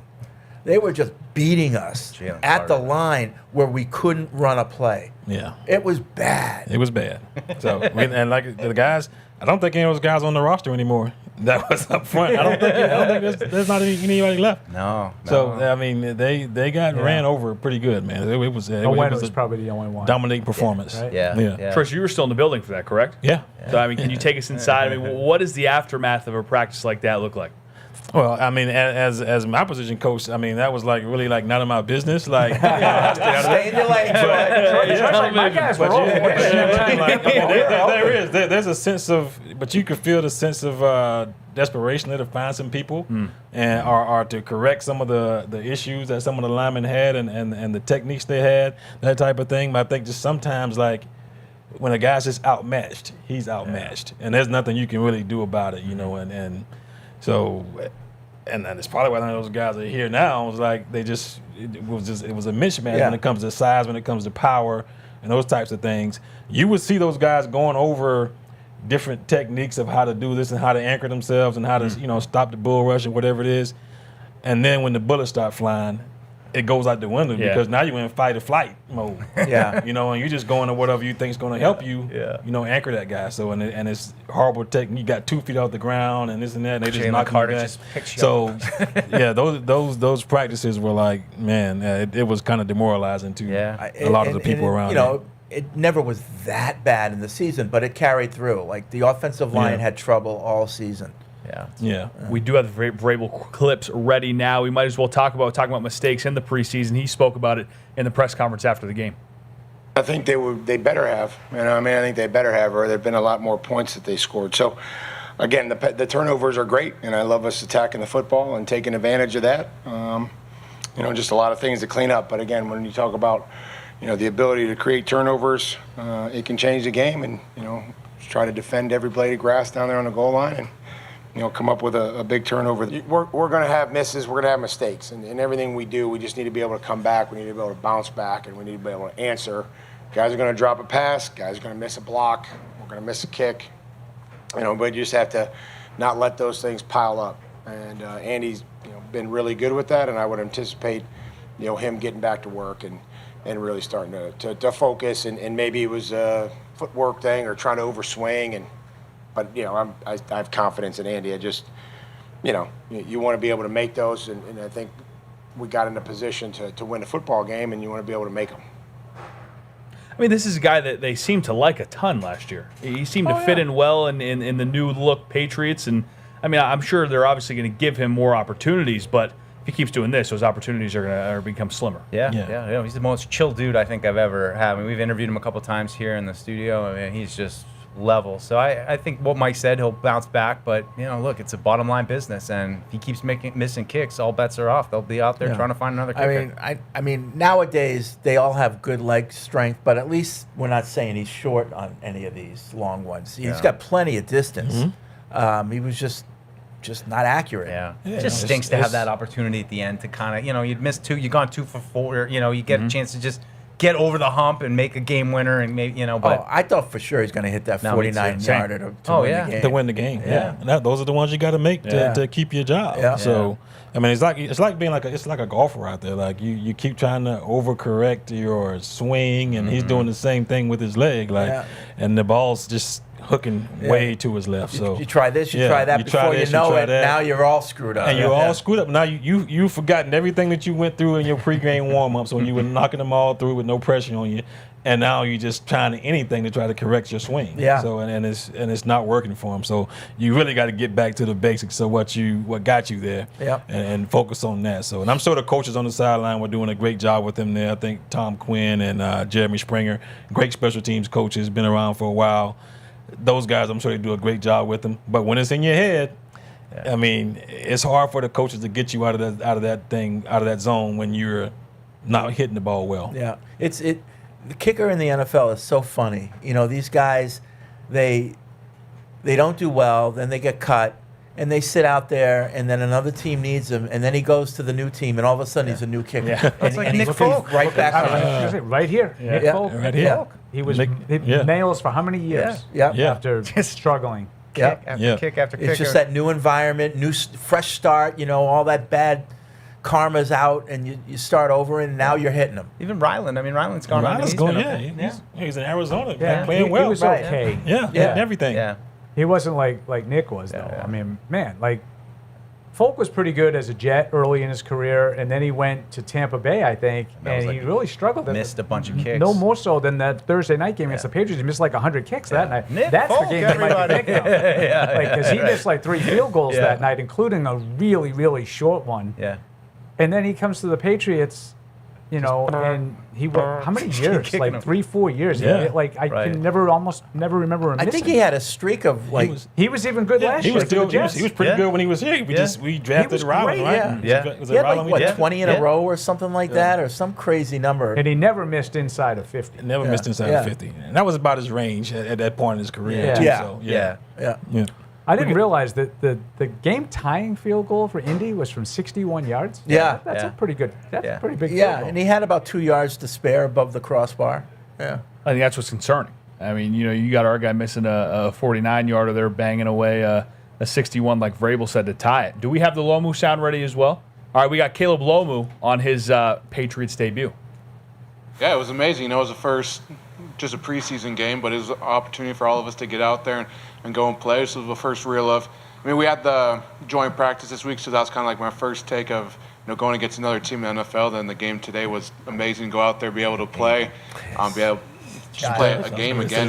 Go through all these practices. Haven't played a game in so long, so it felt good to be back out there on the field going against another team. It was just the whole moment of being, you know, running out that tunnel. The name I got on the jersey is just. It was a surreal feeling for sure. They didn't feel real at all. Still doesn't really feel real, but you know, I loved every moment of it. I mean, what did you just say, Deuce? He just seems like a child. He's He's just so young. Both of my sons look older than he is. He looks so young. Yeah. He looks very young. Yeah. Well, he is. He still got baby fat on him. Yeah, I know. Yeah. Got to get him eating some glass. A You know, little we'll up and down too. You know, a little up and down. I'd like to see him sort of clean up some of the stuff. You know, I thought there were times that he looked like he was struggling containing the edge on the pass rush. But you know, first, like he said, first taste. You know, it's and nice. He was primarily at right tackle tonight. He was on the right side. Yes. No, it's nice at this point to not need him. And you know what I'm worried about is that you're going to need him at some point this year, and they got to get him ready because I mean I think we all see the same thing in camp in these games. Like he has his moments, but he's a young kid and he's still learning how to play. I mean, we got lucky with Morgan Moses last year. Yeah. You know, playing that many games. He's 35. He's going to need a game or two. Yeah. You know that. Yep. Speaking of guys getting older, we got Tommy DeVito post game as well. Oh, day and night for sure. Everything definitely between the ears, especially because, you know, being able just to know what the defense is doing, and, you know, that's a testament to the offense and the way that the plays are called and just helping me figure out what they're doing before I even snap the ball, and it just makes that game that much easier. Oh, we couldn't hear it because Deuce was laughing the whole time. Deuce likes the horn that Fred likes to make fun of me. I thought that was the one you wore in high school. That's all. When I was like 18. Yeah. Yeah, I kind of grew The horn up. and the Coke spoon. Going to the prom. I didn't have a Coke spoon. I don't know why you always say that. I've never done a single drug in my life, except for alcohol, which is technically a drug. Oh my God! I need to hear more about this off air. No, you can hear it on air. On air, off air. Fred and I are an open book. Yeah. We don't have any secrets. You know, have you had a gun pointed at your head? No, actually, never. Okay. We'll talk about that. Too. Okay, all right. Maybe that one will be off. Fred there. grew up on Cape Cod. If you didn't, it's a little tough down there. We didn't grow up there, Mike. Cape Cod. Cape Cod. Cape Cod. Oh, did it come out? I like that. Oh yeah. But It's like my Vera Tucker. getting back to Lomu, the knock on him is that he was a good player, but he needed to get meaner. And you look at him, and it's like he looks like an angel. Oh yeah. Like just a like wide-eyed, Troy said, he's got some baby excited fat and everything. Yeah, cherub. cherubic. Yeah. That's a good one. So. He'll be okay. And we talked to he's open with that. He even said, I need to get meaner. Yeah, and I haven't noticed much of a difference between him in this camp and Campbell last year in camp. Yeah. And Campbell was fine for the most part until he got hurt. Yeah. So I'm not. So I'd bring in overly Logan worried. Mankins because Logan Mankins off the field was like the nicest guy, but when he's on the field, he'll punch you in the nuts. But Logan Mankins still has that face of like. Yeah, and you can get meaner too, but then you got to get stronger. That's probably one. Like you saw that with Will Campbell, late in the season when you're playing against these great defensive ends, and they're coming off the edge picking on you. Yeah. You know what I'm saying? Yeah. So I thought Will Campbell had a great season, but then when you play against those guys and you're a rookie, it is changed. tough as hell out there trying to Both keep of those guys guys off the need to get quarterback. So stronger. he's going to have another year to get stronger here. Well, so and he can get in Vrabel the said hand of it those guys. right after the season. We need to get stronger, and that's probably who he was thinking about was Will Campbell when he said that. You go back to we threw Max Lane out there as a rookie against Reggie White in the Super Bowl against the Green Bay Packers. It's another traumatic. How could you ever forget that game? He just clubbed him. Everything was fine until we were down 2 scores in the fourth quarter, and then all hell broke loose. I still feel bad for Max Lane to this day. Max a good guy. It was like Reggie White. Reggie White's playing with a toy. Like a doll. He was just tossing him, one hand, just throwing him Yeah. So Reggie White and Desmond Howard. That's what it's like when you're a rookie tackle in this league and you're playing against experienced guys that's been around for a while. It's got to be one of the most lonely, best, isolating feelings ever. Oh, just going back to the bench, knowing that they're laughing about you over there on the other sideline. No it's doubt. scary. I'm watching those Seahawks a little bit of their Hard Knocks, and it's like Derek Hall. I'm like, these guys are these are badass guys. It's like, good luck. Oh, hey, week 1, we got you. We'll get you next time. Troy, you got a teammate that stands out when you think about maybe the nicest guy ever off the field, but on the field he'd turn into nicest you guy? know what? Someone who could just flip the switch like I got that. so many teams.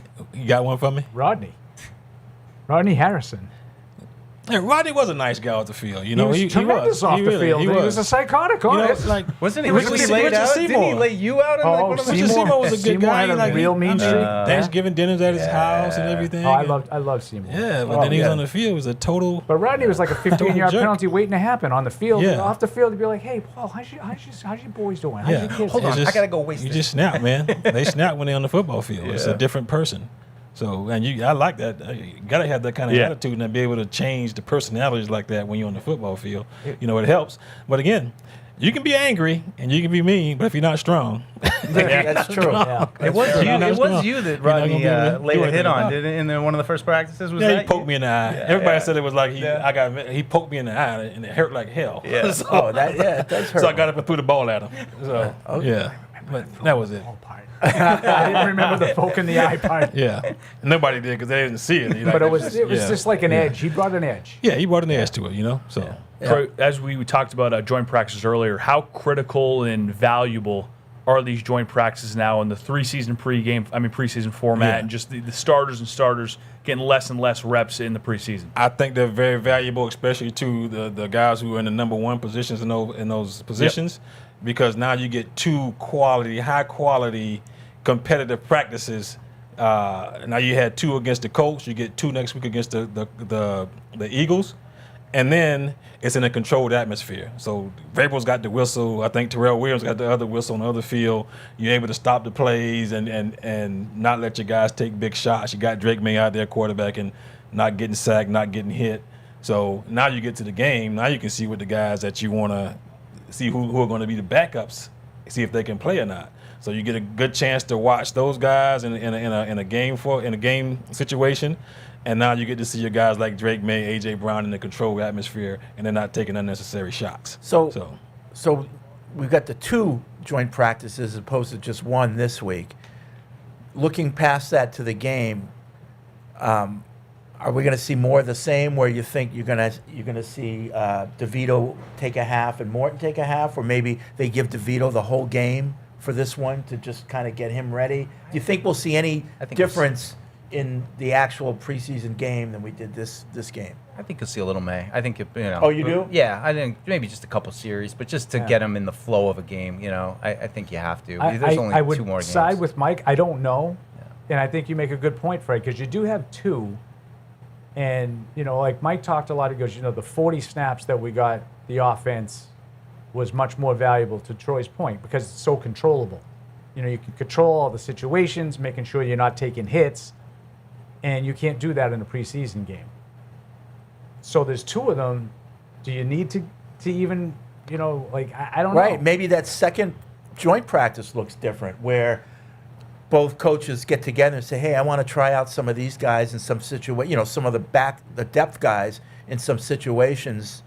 Let's work on that. Let's coordinate that. And that's kind of how it works. You get together, the receiver coach get together with the DB coach, and you talk about how you want to do your one-on-ones, how you want to do this drill, whatever it is, and you control everything that goes around. Now, you might have a rogue player, like Carolina was, but you might have that. But you are in control as a coach. You bring your whistle out there for every drill. You can blow it and stop it, all that stuff. So, but it's a competitive practice. You get to see what your team is like. Now, the defensive linemen are rushing the offensive linemen, and and you get all that stuff. But you're just not taking guys to the ground. Your quarterbacks aren't getting hit. Your receivers aren't getting hit and taken to the ground.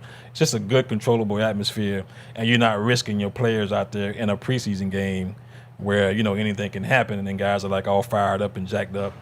So it's a much better situation where you get 3 quality practices instead of 1 game where you're not really sure what's going to happen out there. Yeah, and you can even set up, those 2-minute, like you don't know for sure you're going to get a 2-minute drill in a preseason game. It might not work out that way. And Troy, do you when the coaches, do they actually would there be a situation where maybe Vrabel goes to Nick Sirianni and says, hey, listen, can you dial up these 2 specific kind of blitzes, because we really need to hammer this home? Those kind of things. It could be. It could do that. Some coaches do that. We need to see this. We need to see that. And you can give them some things that you want to see and look at. So, and some coaches just kind of let it go and let them do their thing. But yeah, you can definitely go to the coach and I want to see my guys work against your guys in hard press coverage. My guys need to work at that. So, and you'll get that from them. So you can kind of dial up what you want to dial up. Yeah, because Vrabel, he mentioned it earlier in the offseason, when you're planning your joint practices, you want to do it against a team and a coach that is willing to cooperate. I was gonna say, is that a relationship thing? Is that something where it's a relationship and a respect thing. Yeah. And you're going to get, pretty much what you ask for from the coach. Every once in a while you get a coach that just was rogue. I think the Carolina situation was that got out of control real fast. Were you on the team when we had the joint practice in Atlanta?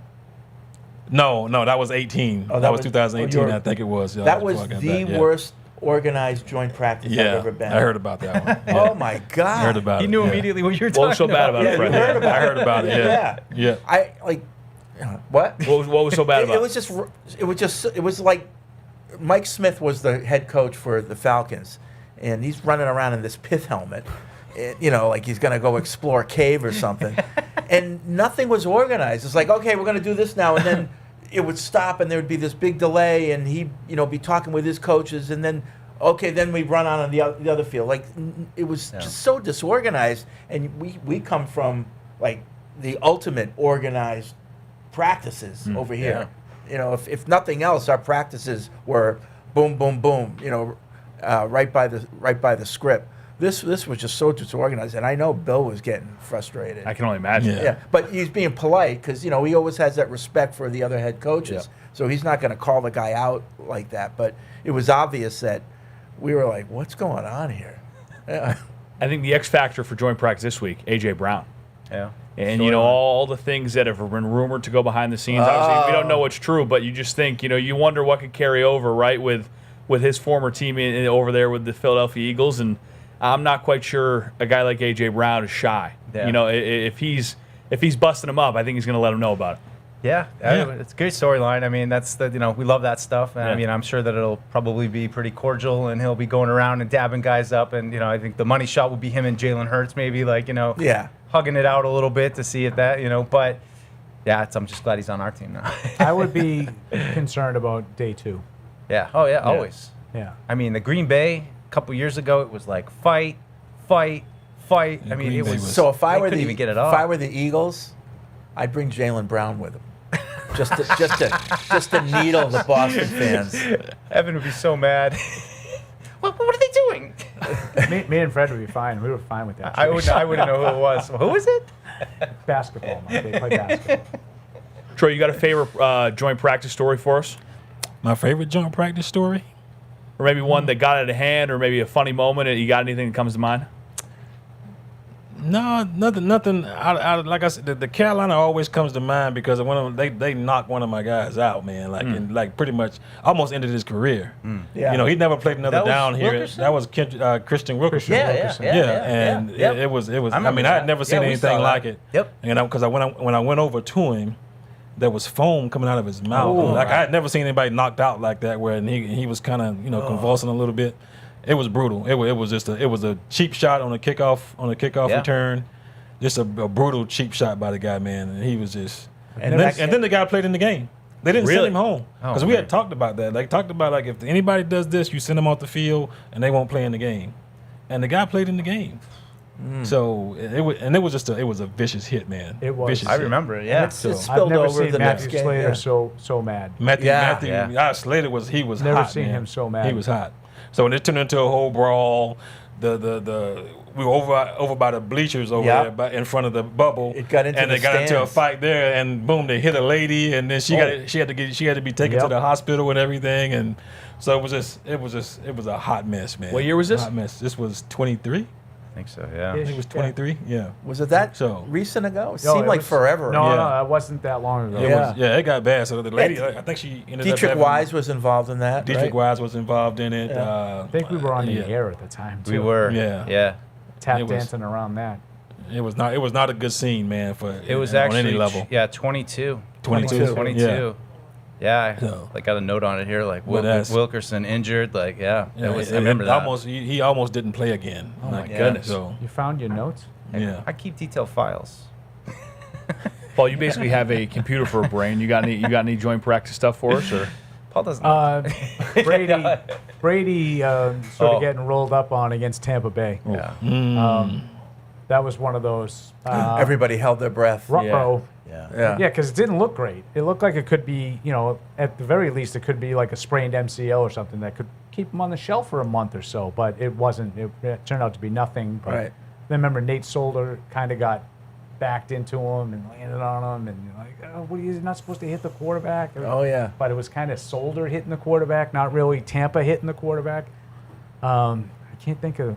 It was a good McCoy, maybe. Was it Gerald McCoy? Gerald McCoy. For Tampa, Probably. it was. Just a good player who kind of walked Solder back into the pocket. That's the one that stands out to me.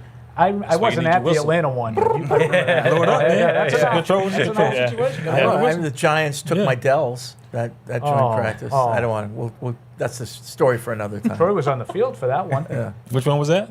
That's back in Bryan College. Oh, should I tell the story? Giants came. The Giants came. I did. Yeah. So I almost got remember to fight that one. at Bryan College, Yeah. sometimes the Dell Lemonade truck would park on the side of the field. So I love Dell's Lemonade. So before practice, it was a joint practice with the Giants. They hadn't arrived yet. I went and got a whole tray of Dells for my guys in the tent. So I'm walking back with this tray of Dells, and as I'm walking, here come the Giants down the dirt path. And who was their head coach? Jim Fossil. Jim Fossil. So I said, hey, coach, welcome to Bryan College. While you're here, you got to have a Dells. He thought I was offering the Dells. So he takes the tray and gives it to all his players. He was like, you had to pay for it. I paid for it, and I had to go back and get another tray. But he was like so taken aback, going, "Oh, thank you so much. That was so nice of you." And like, what are you gonna do? Like, it's like when Putin took brass ring. Like, what are you gonna do? It's a gift. I know, right? So That is unreal. stuff. Gentlemen, we are wrapping up here. We got about 2 minutes left in the show. Any final thoughts that immediately come to mind? I know obviously it was a preseason preseason game. That's truly what it felt like. I just like to say what a fun time it was having you guys on. 100%. You know, it's a whole new Let's energy do it here, again. and I'd love to. Yeah. Well, let's talk about this week. Let's see. Well, if they will have us back, it's going to be Saturday. Right. Same time, Next 6:15. Saturday. Yeah, Saturday. 6:45. Sorry, no, 6:15. I have that right. Creeping There's around. another dog. This game's a little bit later, isn't it? This week. No, I it's feel like 7 next week. 7 so next it's week. earlier. Okay, It's so we're earlier. at 5:45. 5:45 start next week Yeah. for the pregame show. Eagles are in town. Yeah. Now it'll be fun for joint practices. Let's see where the offensive line health is. I wonder if Caleb Lomu goes back inside a little bit. Maybe if they just need to try to build some depth there. That could be a potential one. But now these will be a lot of fun. But watch that second day for sure. Yeah, watch the transaction wire for offensive linemen, because then we'll know how bad it is for Ben Brown. Ben Brown. But take it with a grain of salt, right? If Watch it's it for kickers. Wire guy. Watch it for kickers. Not yet. Not yet for kickers. Not yet. Not hit the panic button yet? I think they trust that he's going to turn this around, but we'll see. Is Parker Romo available? He's been here. Parker Romo. And to stay up to date, check out Patriots Unfiltered. You got that Check right. out Patriots Unfiltered. Stay up to date during the week, especially during those joint practices, to get all the information, all the updates you need. But I think that does it for tonight. Post-game show next Saturday. That's 5:45 for the pregame. We are excited for that game against the Eagles, and we'll see you next time. Hey, this is Deuce. Thanks for tuning into the show. If you really want to help us, make sure you like us wherever you get your podcasts, like Apple Podcasts or Spotify. Also, make sure you follow us on the New England Patriots YouTube channel to see this show and everything else that we do here at the Patriots. Thanks a lot.